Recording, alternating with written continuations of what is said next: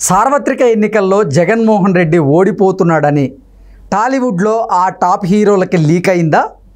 అందుకే జగన్మోహన్ రెడ్డికి గాయమైన ఆ టాలీవుడ్లోని టాప్ హీరోలు ఎవరు స్పందించలేదా అంటే అవునని సమాధానం ఇస్తున్నారు కొంతమంది రాజకీయ విశ్లేషకులు. ఇక ఇదే అంశానికి సంబంధించి మనతో మాట్లాడేందుకు ప్రముఖ రాజకీయ విశ్లేషకులు, ప్రముఖ సీనియర్ జర్నలిస్ట్ దుర్గా వడ్లమాని గారు మనతో ఉన్నారు. మేడంతో మాట్లాడదు. మేడం నమస్తే. మేడం నమస్తే. రానున్నటువంటి సార్వత్రిక ఎన్నికల్లో జగన్మోహన్ రెడ్డి ఓడిపోతున్నాడని టాలీవుడ్లోని ఆ టాప్ హీరోలకి లీక్ అయిందని, అందుకే ఆ టాప్ హీరోలు జగన్మోహన్ రెడ్డికి గాయమైన స్పందించలేదు అంటూ ఒక వార్త ఇప్పుడు సోషల్ మీడియాలో చక్కర్లు కొడుతూ ఉంది.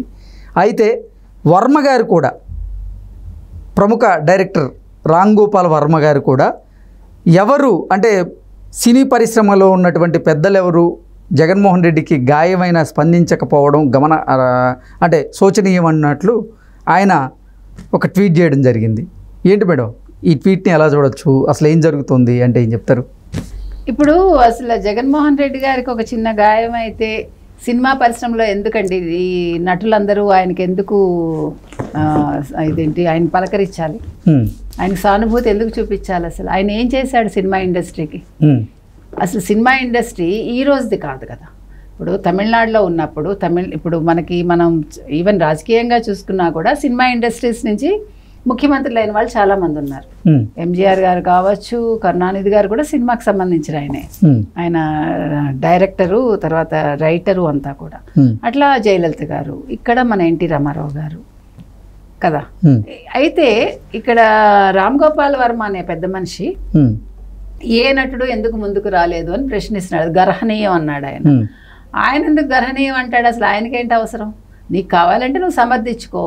నీకు జగన్మోహన్ రెడ్డి హెల్ప్ చేసి ఉండొచ్చు, నువ్వు 4 సినిమాలు తీసావు డబ్బులు తీసుకుని, నువ్వు ఊరికే చేయలేదుగా. అదేంటిది లక్ష్మీ ఎన్టీఆర్ ఒకటి, తర్వాత కమ్మరాజ్యంలో కడపరెడ్డిలో ఒకటి. ఇప్పుడు ఇట్లాంటి సినిమాలు అసలు తీయచ్చా? కమ్మరాజ్యంలో కడపరెడ్లు అంటే నువ్వు కులాల వారీగా విభజించావు కదా, తప్పు కదా. అసలు నువ్వు సినిమా అనేది ఒక ఎంటర్టైన్మెంట్ కావచ్చు, అట్ ద సేమ్ టైం అది నువ్వు సమాజానికి ఒక హితవు కలిగించేదిగా ఉండాలి. ప్రజల మధ్య చిచ్చు రేకెత్తించకూడదు. ఆ రకంగా చూసుకుంటే నువ్వు సమాజానికి చాలా చెడు చేసావు. నీ ఇటీవల కాలంలో వచ్చిన సినిమాలన్నీ కూడా చాలా ఆయన పర్సనల్ గా తీసినావు, నేను మాట్లాడుతున్నా, అవి చెడు చేసేలాగానే ఉన్నాయి. అదేవిధంగా వ్యూహం ఒకటి తీశాడు, శపథం ఒకటి తీశాడు ఆయన.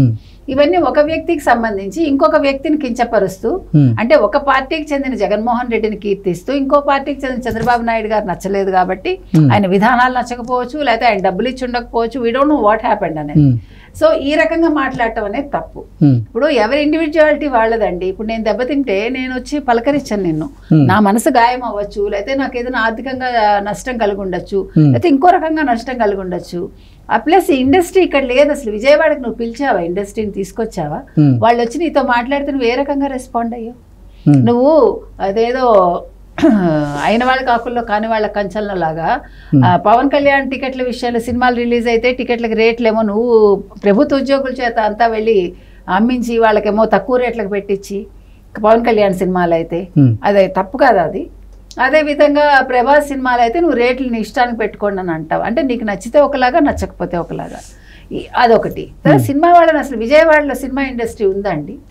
ఒకప్పుడు లక్ష్మీ ఫిలిమ్స్ కానీ మంచి మంచి సంస్థలు విజయవాడ నుంచే వచ్చేవి చాలా. అసలు విజయవాడ మనకి అదేంటది ఫస్ట్ థియేటర్ ఉన్నది అక్కడే కదా. అసలు విజయవాడలో ఉన్న థియేటర్స్ ఒకప్పుడు ఎన్ని ఉండేవి. సో ఇటువంటి విజయవాడకు ఒక ప్రాముఖ్యత ఉందండి. విజయవాడలో మన ఆంధ్రప్రదేశ్ రాష్ట్ర రాజధాని ఉండి తాడేపల్లి నుంచి ఆయన నిర్వహిస్తూ సినిమా వాళ్ళతో సత్సంబంధాలు కలిగి ఉండకపోవటం అనేది శోచనీయం.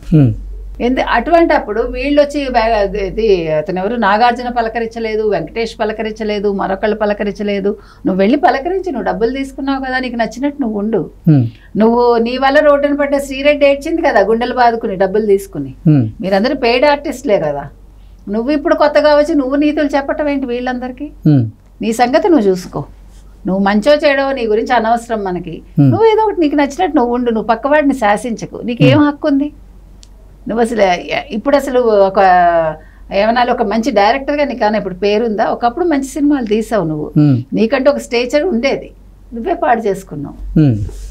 అటువంటి వాడివి నువ్వు వచ్చి నీతులు చెప్పటం ఏంటి? నీకు ఇష్టమైంది కాబట్టి అయినా జగన్మోహన్ రెడ్డికి ఒక చిన్న గులకరాయి తగిలితే నువ్వు వెలువెల్లాడిపోవటం ఏంటి?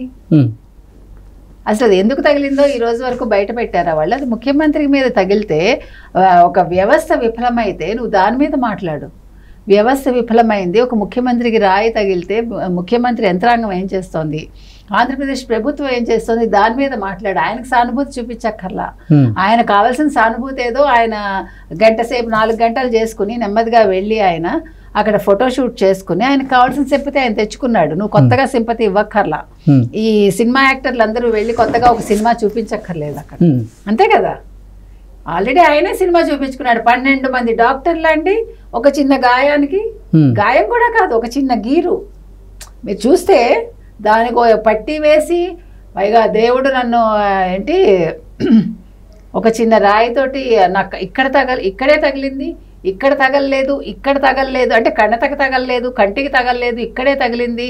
దేవుడు ఏదో నాకు పెద్ద స్క్రిప్ట్ రాశాడు, స్క్రిప్ట్ అంతా నువ్వు రాయించుకుని నువ్వు కొట్టించుకుని నువ్వు దేవుడు పెద్ద స్క్రిప్ట్ రాయటం ఏంటంటే, పెద్ద స్క్రిప్ట్ అంటే రేపు ఇంకేదైనా చేస్తాడు ఆయన ఎన్నికల్లో నెగ్గడం కోసం, రేపొద్దున ఇంకేదైనా ఆయన స్క్రిప్ట్ రాస్తున్నాడా? అంటే ఎవరైనా చంపుతారా వీళ్ళు, లేకపోతే చంపిస్తారా? ఏంటి ఆ స్క్రిప్ట్? ఆ పెద్ద స్క్రిప్ట్ ఏంటి? ఇప్పుడు దాని మీద రామగోపాల్ వర్మని దృష్టి పెట్టమనండి. వైఎస్ జగన్మోహన్ రెడ్డి చెప్పిన పెద్ద స్క్రిప్ట్ ఏంటి? ఆ పెద్ద స్క్రిప్ట్ నేను ఎలా అమలు చేయాలి, ఒక సినిమా తీయాలని ఈయన ఆలోచించుకోవాలి తప్ప నటీనటులు మాట్లాడారా, నటీనటులు మాట్లాడలేదా, ఇది అనవసరం అండి. వాళ్ళకి తెలిసి ఎప్పుడు స్పందించాలో ఎప్పుడు స్పందించక్కర్లేదు. చిరంజీవి గారితో ఎందుకు స్పందిస్తారు? స్పందించరు, అవసరం లేదు. చిరంజీవి గారు కానీ నాగబాబు గారు కానీ, ఎందుకంటే పవన్ కళ్యాణ్ వాళ్ళ తమ్ముడు, వాళ్ళకి వాళ్ళ రక్తం కాబట్టి వాళ్ళు అక్కడ సమర్థాన్ని అక్కడ చూసుకుంటారు. నువ్వు పవన్ కళ్యాణ్ ఎన్ని రకాలుగా హింసించాలో అన్ని రకాలుగా హింసించావు, హింసిస్తున్నావు. అతని భార్యల గురించి పబ్లిక్ గా మాట్లాడుతున్నావు. ఒక ముఖ్యమంత్రి స్థాయి మనిషి, ఒక వ్యక్తి ఎన్ని పెళ్లిళ్ళు చేసుకున్నాడు అనేది ఆయనకు అనవసరం అండి. ఆయన మాట్లాడాల్సింది ఒక ప్రభుత్వ పరంగా ఏమన్నా ఉంటే మాట్లాడాలి, లేదు ఆ వ్యక్తికి సంబంధించి ఆ పార్టీకి సంబంధించి లోటుపాట్లు ఏమైనా ఉంటే విశ్లేషించచ్చు తప్ప వ్యక్తిగతంగా అతనికి ఎంతమంది భార్యలు అని అడగాల్సిన మాట లేదు. అది ప్రతి సభలోనూ ఆయన మాట్లాడక్కర్లేదు. అది ఆయనకు అవమానం, అంతే కదా. ఒక ముఖ్యమంత్రికి అవమానం. నువ్వు ఇంత దిగజారి మాట్లాడటం అనేది ముఖ్యమంత్రికి అవమానం. ఆ రకంగా చూసుకుంటే పవన్ కళ్యాణ్ ఏమి అంటే, పవన్ కళ్యాణ్ తరఫున చిరంజీవి నాగబాబు ఈయనకి సింపతి చూపించరు. మిగతా వాళ్ళు అంటారా, విశాల్ ఎక్కడో తమిళనాడులో ఉండే ఒక తెలుగువాడు విశాల్ నీకు సమర్థించాడు, రేపొద్దున జగన్మోహన్ రెడ్డి వస్తాడు అంటూ ఆయన మాట్లాడాడు. ఎందుకు మాట్లాడాడు? ఆయనకి ఈయనతోటి వ్యాపార సంబంధాలు ఉండుంటాయి.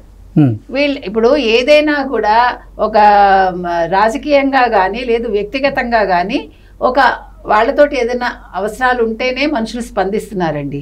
అంటే ఇక్కడ వీళ్ళకి అవసరాలు లేవు కాబట్టి స్పందించట్లేదా అంటే అలా కాదు నేను మాట్లాడేది. ఈయన ఎంత గౌరవిస్తే వాళ్ళు అంతకు రెట్టింపు గౌరవిస్తారు. ఈయన సినిమా ఇండస్ట్రీలోని పెద్దలకి ఏమైనా రెస్పెక్ట్ ఇచ్చాడు ఆయన? ఒక్కళ్ళు కూడా ఇవ్వలే నాకు తెలిసి ఇంతవరకు. ఇంతకుముందు ముఖ్యమంత్రులు ఎవరు ఆ రకంగా లేరు.